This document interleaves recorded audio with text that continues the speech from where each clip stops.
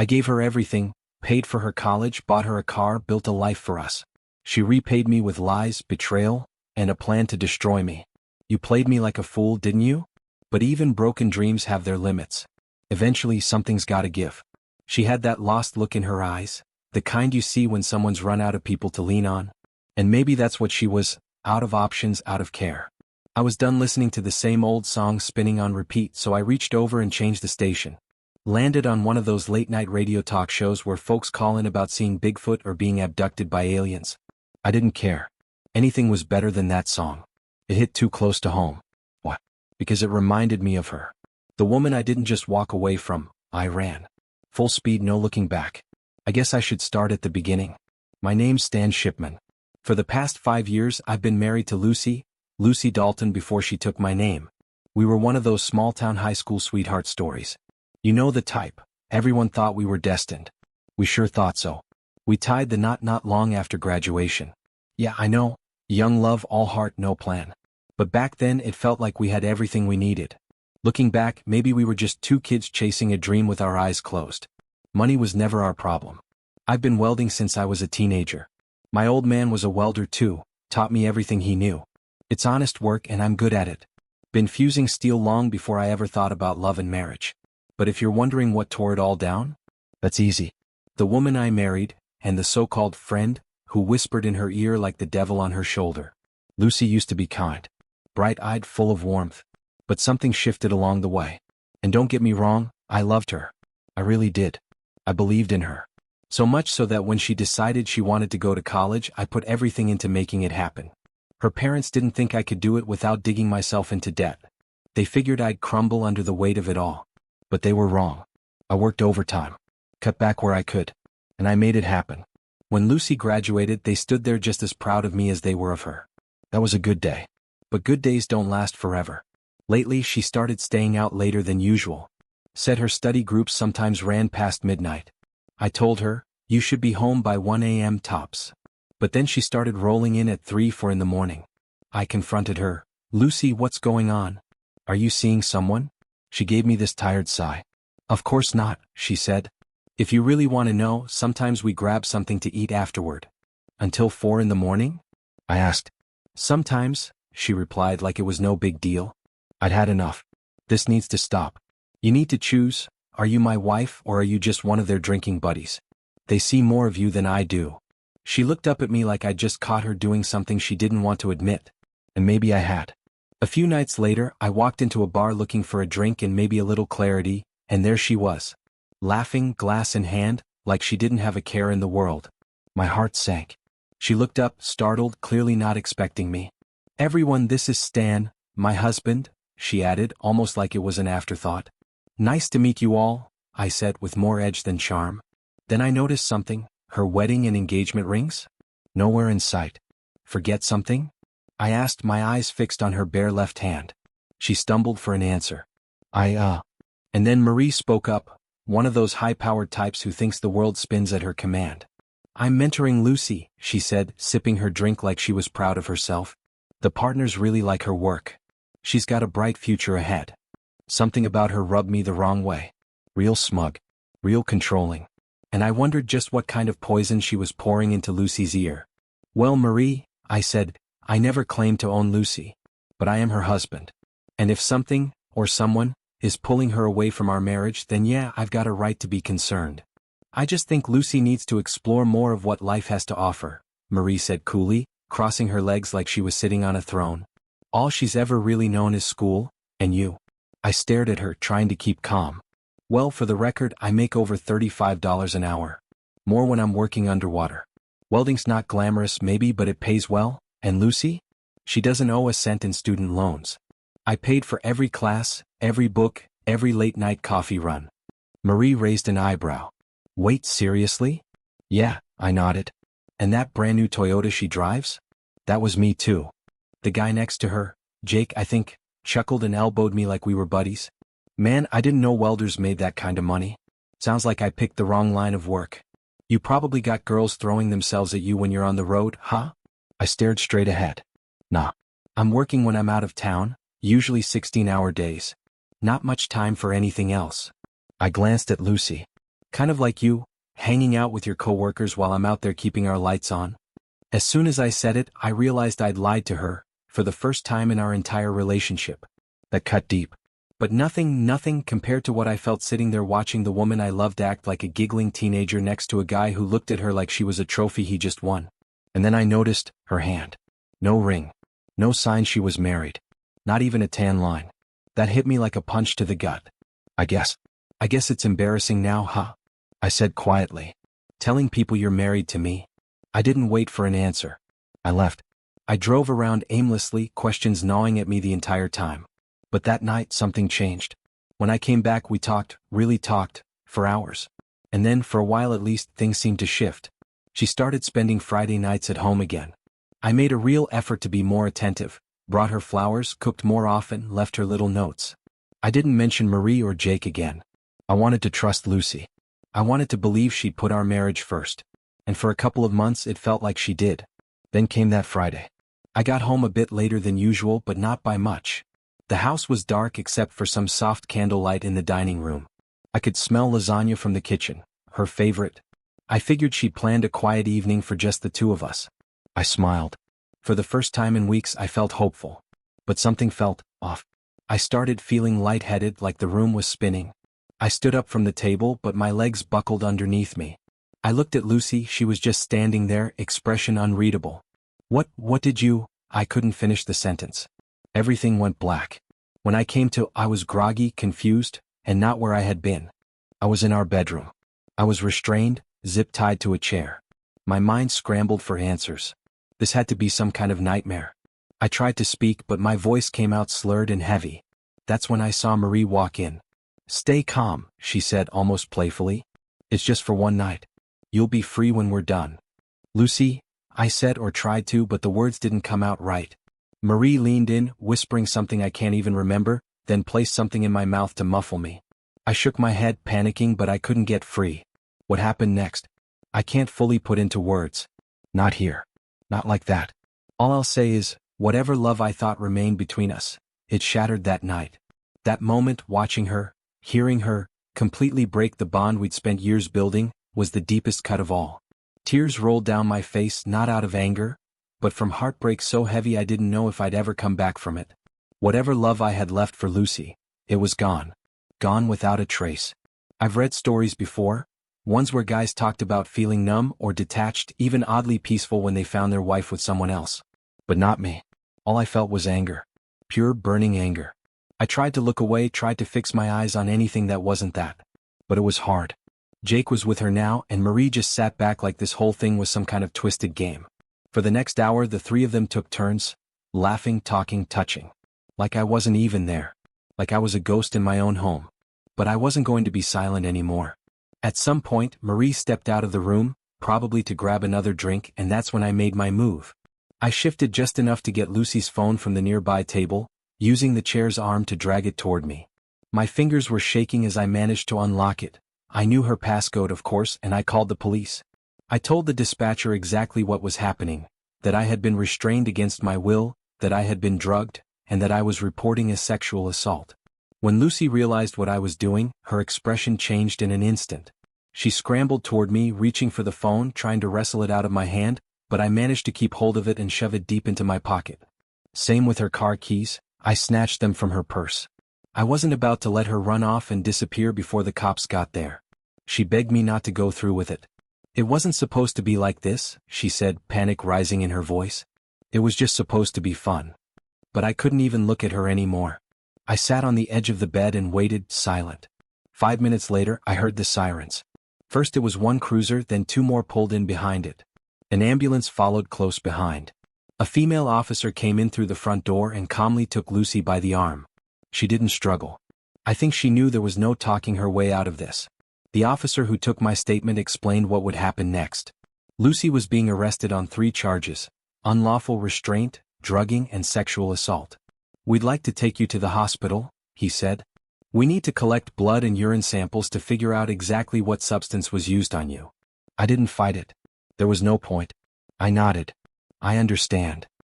He looked at me for a second and said, "If it's any consolation, she and the others will be in lockup at least until Monday when they go before a judge." Yeah, I said quietly. But I know how this works. I'm just some welder from the south side, nobody important. They've probably got lawyers waiting already. People who make things disappear. You've got me, Mr. Shipman, he replied firmly. As long as you don't do anything reckless. But I'd strongly recommend you speak to a divorce attorney unless you plan on sticking this out. I nodded again, not really trusting myself to speak. My thoughts were a mess. Try to get some rest, he added. And please, don't do anything stupid. You know me, I said with a tired smile. Yeah, he replied. That's exactly why I said it. We actually shared a small laugh after that. It was the first bit of lightness I'd felt in what had to be the darkest 24 hours of my life. After they left, my mom showed up. She didn't say much, just pulled me into a hug and held on tight. It was exactly what I needed. A little later, Lucy's parents came by. I'd always gotten along with them. They'd been like a second mom and dad to me ever since high school. I didn't want to tell them what had happened, but I had to. They sat there, silent, their faces pale with disbelief as I laid it all out. Every awful detail. They were heartbroken, embarrassed, completely blindsided. I can't believe she would, her father started, then shook his head, unable to finish the sentence. Neither can I said. And that's where I'll pause it for now. I knew that line the moment I heard it. It was from one of those old Rocky movies, the one with Mr. T in it. Whoever had sent that voicemail had recorded the quote and played it back over the phone. I'm not sure why, but it sent a chill down my spine. Not even 5 minutes later, my doorbell rang. I checked the peephole and saw a woman standing there. Mid-30s, brunette, attractive in a quiet kind of way. She looked familiar. After a second, I placed her. She was at the club the first time I met Jake. I scanned the porch but didn't see anyone else nearby. Just her. I opened the door cautiously. I take it you're not here for pleasantries, I said. Her eyes flicked down, then back to mine. There are judges on their payroll too, you know? I raised an eyebrow. Jake's doing? She shrugged. Maybe. He might have ordered it. I narrowed my eyes. Then why are you still working with them? I don't really have a choice, she said, her voice flat. Let me guess, I said, folding my arms. You're not just a legal secretary, are you? She hesitated, then shook her head slowly. No. You're right. Thought so. My voice had gone cold. So what are you really? Another asset for the firm? She nodded, eyes glassy. It's my job to be available for the attorneys. For their clients too. It's not what I wanted, but here I am. I exhaled sharply, disgusted. They did to you what Jake and Marie did to me. She looked away. Worse. My husband went after Jake. Tried to expose him. He didn't make it. That hit me hard. There were no words for it. Later, after she left, I sat down and finished watching the video they had left in that envelope. My stomach turned. Whoever orchestrated this had no fear, no shame, no line they wouldn't cross. I couldn't take any more. I shut off the video. Then I called Linda. Fortunately, she'd scribbled her personal cell number on the back of her business card. When she answered, her voice was steady. This is Linda Calloway. It's me, I said. You need to hear this. I just received a voicemail and a package. This changes everything. Bring it to me now, she said without hesitation. She rattled off her address and ended the call. That was the moment I knew I had to get out. Fast. I threw some things into a bag. I didn't know where I was going, just that it had to be far from here. If what Holly told me was true, then even the local police department couldn't be trusted. Linda looked up as I reached for the doorknob. What are you going to do? I'm leaving town for a while. Laying low, I said. She nodded slowly.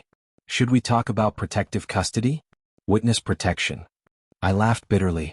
Yeah, so Jake and his people can find me the moment I check in? No thanks. Well, she said softly, just promise you'll stay in touch. Let me know where you are. I will, I said. But truthfully, I wasn't sure I'd tell anyone where I was going, not even her. I got in the truck and started driving. No GPS. No map. Just a need to move. The first place I ended up was a small town on the edge of the state line.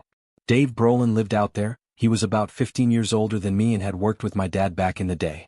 That's how we met. When he had jobs near us, he'd stay at our place, and over the years he became like an older brother to me. I learned a lot from Dave in my dad's shop. He had a rough start in life. His father had worked the shipyards and died from complications related to asbestos exposure. That's what got him in the end, mesothelioma. After their father passed, Dave took care of his baby sister, Beverly. I remembered her well.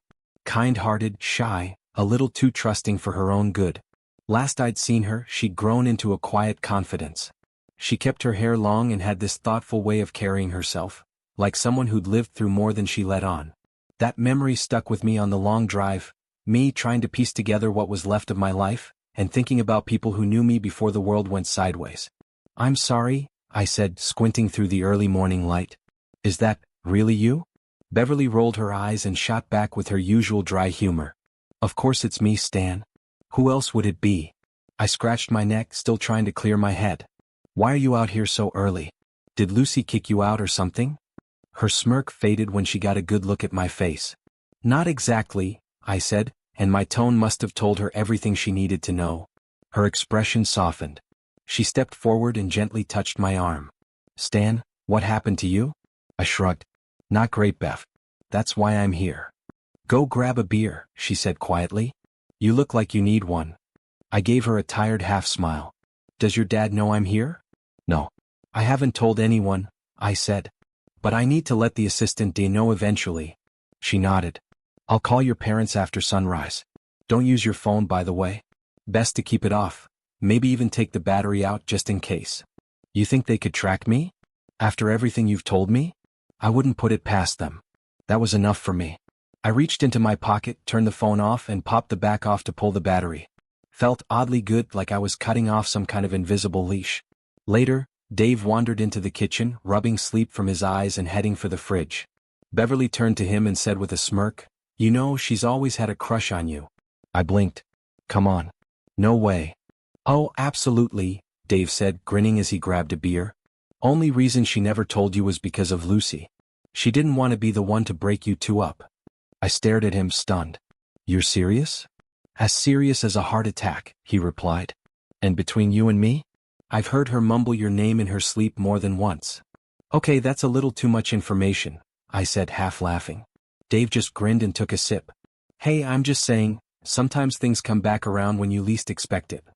Changing the subject, Beverly turned toward the coffee pot. "You want some coffee?" she asked. "You got that butter pecan creamer?" "Of course. That was your dad's favorite, right?" "Yeah. He got Dave hooked on it years ago at a job site," I said with a chuckle. "Well, help yourself," she said with a smile. "Just save some for Dave and me." I poured myself a cup and joined Dave at the kitchen table. He had the Sunday paper open, already halfway through the front page. "Morning," I said as I sat down.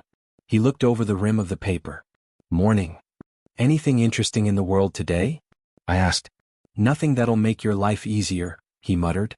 Just then Beverly joined us. Her energy was quieter now, more thoughtful. "So," I said carefully, "you ever find someone special?" She looked at the table, her smile fading. "There was someone once. But he was taken." I paused. "Would it have been me?" She nodded faintly. "It wouldn't have worked anyway. I was too busy taking care of Mom and Dad. After Dad died, Mom needed me full-time.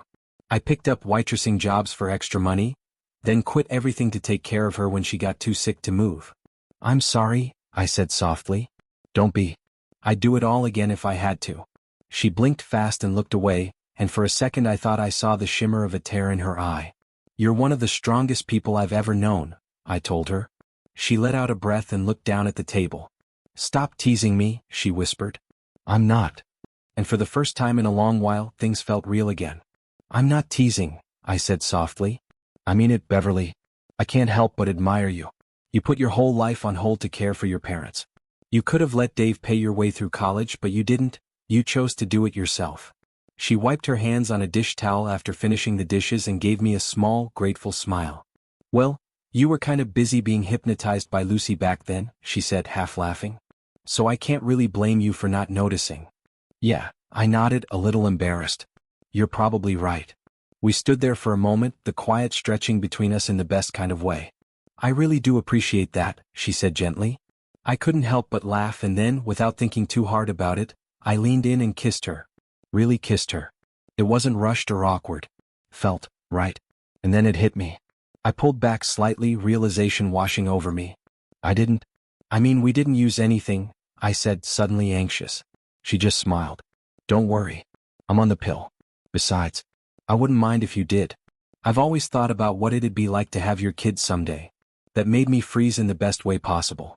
Her words were calm, confident. Honest. I'm going to hold you to that, I said with a grin. She nudged me playfully. You better get cleaned up before Dave gets back. I've got to get the meat ready for tonight. We like to grill on Sundays, kind of a tradition around here. All right, I said, stretching. I'll run up and take a quick shower. I'll be up in a bit, she called over her shoulder, already moving toward the kitchen. As I was heading upstairs, my phone rang again, this time from the landline I was using. I picked it up. Linda Calloway, came the voice on the other end. Linda, it's Stan Shipman, I said.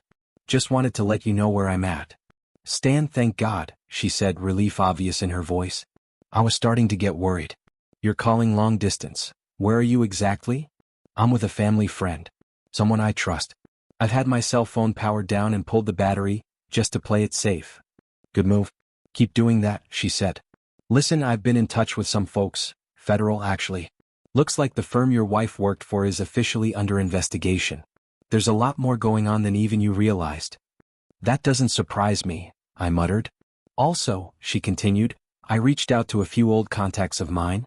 People who don't take kindly to the kind of corruption you've been caught up in. You're not alone in this, Stan. You've got people watching your back now. Thanks, Linda, I said, feeling something I hadn't felt in a while. Hope. Just don't go rogue on me, okay? She said. Try to get some rest when you can. I'll do my best, I said with a laugh. But no promises. That night, after the grill cooled and the house settled, Beverly and I lay in her bed. We weren't speaking at first, just breathing skin against skin, sharing warmth like we hadn't earned any of it but needed it all the same. She rolled over to face me. What are you thinking about? I looked at her and smiled. The future. Oh, she said, eyes meeting mine. Yeah. What do you see? I don't know. Something calmer. Something that doesn't feel like I'm barely surviving every day. A life with someone who really sees me. Maybe a little land, a dog or two. Maybe a couple of kids. I think I want to be the man my dad always hoped I'd become. She didn't say anything for a moment. Just listened. I know it's popular for people to chase titles and careers, break the glass ceiling or climb ladders, she said. But I've always just wanted a home. A real one. A place where I could be needed. Loved. You deserve that, I told her, brushing her hair back from her cheek. So do you, she whispered. And for the first time in a long, long time, I believed it. I love you, Beverly said softly, wrapping her arms around me. I smiled, holding her close. I love you too. She didn't know how much those words meant to me, especially now. After everything. To hear someone say that and mean it, it grounded me. Then Dave strolled in and smirked. Hey, what about me? Don't I get a kiss too? Beverly laughed and gave him a playful peck on the cheek. There. Happy now. Always, he said with a grin. You two try not to stir up trouble while I'm gone, okay? Promise, she said, heading out. Once the door clicked shut, I took a breath and turned to Dave. I need to call that divorce lawyer Linda mentioned. Do it, he said. It's time. I grabbed the phone and dialed the number Linda had given me. After a few rings, the attorney picked up, steady voice, calm but no nonsense. Mr. Shipman, he said. Linda told me a little about your situation. Sounds like we've got grounds for emotional distress and more. I just want to do what's right, I said. Then let's take a look. I'll send you a couple of documents. One is the contract you'll need to electronically sign, the other is a checklist with everything we'll need from you. I have an email address, I said. Good. I'll send it all right away. There's also a retainer you'll need to take care of today. Can you do that? Yeah, I can. Once I've got everything, I'll move to have the papers served. Until then, best you stay where you are. The feds are watching them for now, but I can't promise it'll stay that way. Terrific, I muttered. So what now? You keep your head down. Call me if anything changes. I'll do the rest. Okay, I said quietly. We ended the call and I handed the receiver back to Dave. Bad news? He asked. Yeah, I sighed. The judge let them walk. He shook his head. Unreal. I'll call your folks, let them know. No. I should probably be the one to do that. I made the call, my gut twisting as the line rang. When my mom answered, her voice trembled. Mom, listen. I think Lucy and her friends might come by. If they do, don't tell them anything. Don't even open the door. Her voice went quiet. Okay. Are you safe? For now. But if they show up, you need to call the authorities right away. I hung up just as Beverly returned, eyes wide. What's wrong? She asked. I think Lucy and her crew are already at my parents' house, trying to find out where I went. Oh no. I told them I was heading south, to John's cabin. Hopefully that buys us a little time. Dave nodded. 6 to 8 hours tops if they go chasing shadows. But that hope didn't last. The door burst open. Nice try, Stan, said a voice I didn't want to hear again. Jake stepped in, gun drawn, waving it toward me. Telling your folks you were headed south when you were really hiding up north. That was cute. Behind him, 2 others followed, and I was forced into a black SUV parked just outside. The door slammed shut beside me, and when I turned my head, there she was. Lucy. Sitting there with a smug little grin on her face. Thought you could outsmart us, didn't you? She asked, tilting her head. This isn't going to end well for you, Lucy, I said. The cops will be here. It's just a matter of time. She leaned in closer. Maybe. But it'll be too late for you. For the next 30 minutes, I sat silently, heart pounding, while they dragged me deeper into whatever nightmare they had planned. And when Jake was finally done catching his breath, after whatever twisted game he just played, it hit me. They weren't finished yet. Jake zipped up his pants and pulled on his trousers, smug and unbothered. I turned my eyes toward Lucy, stunned and broken in ways I didn't even have words for. Why? I asked, my voice barely above a whisper. Why did you do all this? She shrugged, not even looking sorry. What can I say? Jake's got more money than you, and he's, well, more than you in other ways too. I don't want to be married to some blue-collar welder forever. I want a life with luxury, and Jake can give that to me. Before I could respond, Jake clapped his hands. Okay, enough with the soap opera. We've got unfinished business and the night's wasting. He nodded at one of his guys who stepped toward me like he was about to finish the job. That's when I heard Beverly.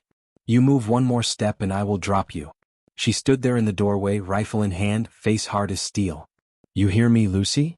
Beverly said, voice ice cold. This ends now. Lucy's expression changed from smug to scared in an instant. She nodded once. Yes, I understand. But Beverly didn't wait for anything else. She raised the butt of the rifle and brought it down hard across Lucy's knee. There was a sickening crack and Lucy screamed in pain. Sirens sounded in the distance, closer than any of us expected. Beverly ran to the four-wheeler, pulled a flare gun from the back and fired it into the night sky. Within minutes, the flashing lights of law enforcement came tearing down the dirt road, a symphony of justice echoing behind them. Beverly rushed back to me. Are you okay, sweetheart? I am now, I said, my voice shaking with gratitude. Later, when the medics and officers cleared the area and I could finally breathe again, I made a call to Linda. She answered immediately. Stan? Are you safe? Yeah, I told her. It's over. She let out a long breath. You did good. After this, we've got them right where we want them. The firm's going down, hard. I hope you're right, I said. Then I called my parents to let them know I was okay. They were relieved, overwhelmed even. I could hear it in their voices. That night, when it was just Beverly and me sitting under the stars, I took her hand in mine and whispered, Thank you. For everything. For saving me. She smiled, then lowered to one knee and pulled me into her arms, covering me in soft, joyful kisses. About a month later, we got married in a quiet ceremony in Las Vegas. Nothing fancy, just love, peace, and a fresh start. After our honeymoon, we came back home and sat Dave down in the living room for a serious conversation. Are you two about to tell me something big? He asked, raising an eyebrow. You could say that, I said, grinning. Beverly opened her laptop and pulled up a spreadsheet. We want to start a business. A new shop, D&S Welding and Custom Fabrications. Dave's eyes widened as he read through the numbers, the plan, the vision. You're serious? Dead serious, I said. After a long pause, he leaned back and smiled. You know, this might just work. And it did. The business took off. Word spread fast and soon we had more orders than we could fill. Meanwhile, behind bars, Lucy and Marie were learning a different kind of lesson. Things weren't easy for them on the inside. Word is, they were put on the worst detail imaginable, cleaning bathrooms, scraping grime from the walls. Gone were the heels and martinis. Now it was bleach, gloves, and silence. I suppose in some twisted way their horizons did expand. Just not in the way they planned. And as for me, I finally had peace. A good woman by my side. A future in front of me. In the past? Well, it stopped chasing me the day I chose to stop running. Thanks for listening. If this story touched you, I'd love to hear your thoughts. Drop a comment below. Have you ever stayed silent when your heart was breaking? Would you have done the same? And hey, don't forget to like, share, and subscribe. We've got more stories to tell. Some messy. some healing. All human. See you in the next one.